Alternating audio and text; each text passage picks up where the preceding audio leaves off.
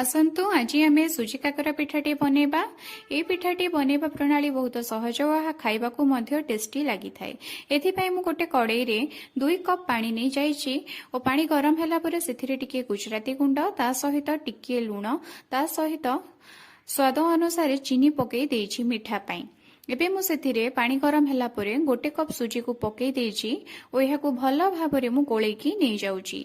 आपण यहाकू सुजी को गोळेई चलिबे नहेले एथिरे लंग्स पड़ी पारे।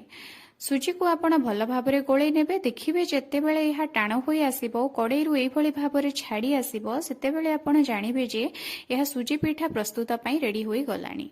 एबे आमे यहाको गोटे पात्र को ट्रांसफर करिबा। आपण जदि यहाको गरम गरम चकटिबे बा बनेबा पई चेष्टा करिबे सुजी पिठा तो आपणक हातरे सुजी लागि जाई पारे। एथि पई टिके तेल बा घिओ हाथ हेकी एही बेटरटी जेतेबेले टिके उषुम हे आसीबो से टाइम रे आपण यहाको भल भाबरे चकटी नियंतु। अति ठंडा हेबा पई मध्य देबे नाही, ठंडा हेले पिठाटी भल भाबरे बनी पारिबो नाही।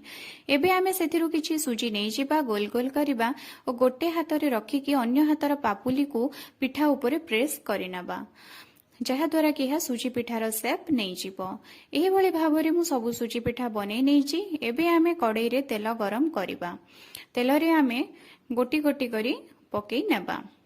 आपण एका सांगरे अधिक देबे नाही। जदि अधिक देबे तो आपणकर गैस रा फ्लेम को टिके हाई बा मीडियम हाई रे रखिथिबे नहेले तेलर तापमात्रा शीघ्र कम होई जिवो। पिठा गुड़िक भल भाबरे फुली पारिबो नाही। एवं चकटिबा बेले आपण भल कि चकटी थिबे जहा द्वारा कि सुजी पिठाटी भल भाबरे फुलिबो। एई भली भाबरे गोटे पट लाल होई गले आपण उल्टेई देबे आरो पटटी मध्य लाल होई जिवो।